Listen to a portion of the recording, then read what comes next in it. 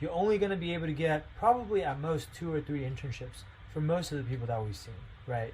If you're really on top of it, maybe you can get 3 or 4, but that's typically the upper limit. So you want to be choosy about what you spend your time on.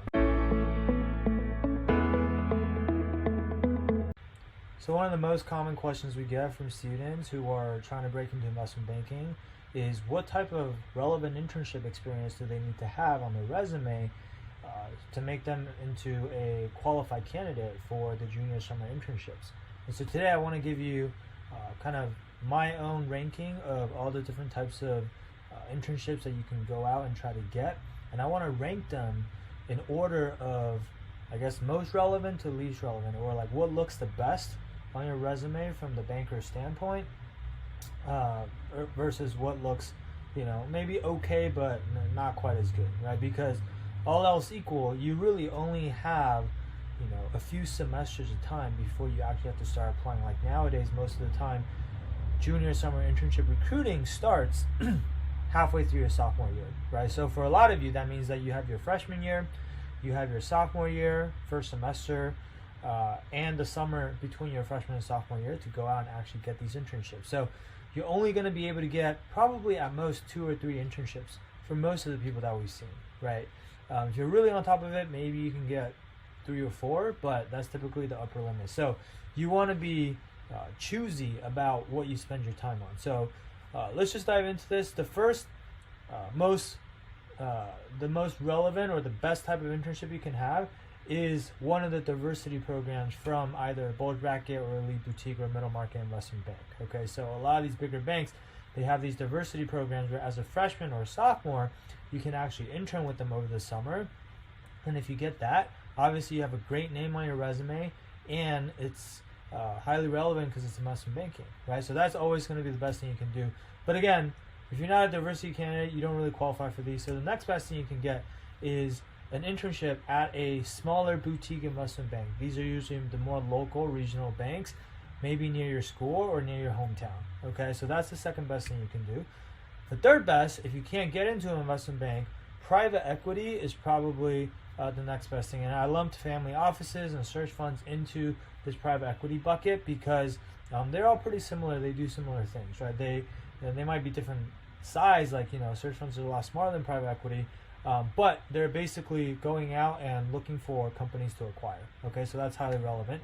Fourth, if you can't get a private equity internship, if you work at a hedge fund or maybe even a venture capital firm, these are other types of buy-side roles, which means you're still investing in companies, and so they can still be a very, very good experience. But it's a little bit less relevant compared to private equity because hedge funds, you're not buying the entire business. You're maybe just buying a small percentage of the company. And in venture capital firms, they're much earlier stage, so it's not as heavy on kind of like analyzing the numbers. It's more looking at product market fit and stuff like that, right? Because there's not going to be a whole lot of financials for you to analyze. Okay, so that's why I put them a step below the private equity firms.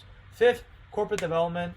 This is basically like doing mergers and acquisitions, but in-house at an actual company. So a lot of the bigger companies will have corporate development teams, and so if you can do that, that's obviously a very relevant experience. Sixth, you can go to an equity research internship or a valuation firm. The biggest benefit of this is you're going to still be doing a lot of valuation work. You're valuing a company and how much their stock should be worth, right? So that's obviously relevant for investment banking. Seventh, corporate banking. This can be relevant, but this is more on the debt side of things, and so that's why I kind of put them below kind of the first 6 here, because I think in general you want more experience on the equity side, unless you're trying to work in like debt capital markets or something like that, right? So corporate banking, 7th. 8th, private wealth and asset management. This one I put below everything else because sometimes you're still picking stocks and valuing companies and stuff like that, but a lot of times these jobs tend to be more sales oriented as well, as opposed to on the finance side. So it's a little bit less relevant or hit or miss in my experience. Okay. 9th, corporate finance or financial planning analysis.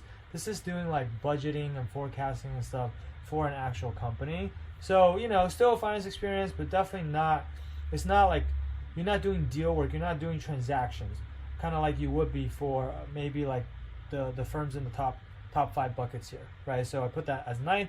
Last but not least, if you can't get any of these other things, you can maybe go for an accounting internship, because obviously you still need to know the 3 statements. But typically the way you think about accounting in banking is different from how you think about accounting as an accountant. So that's why I was like, a lot of times these internships might not be that helpful.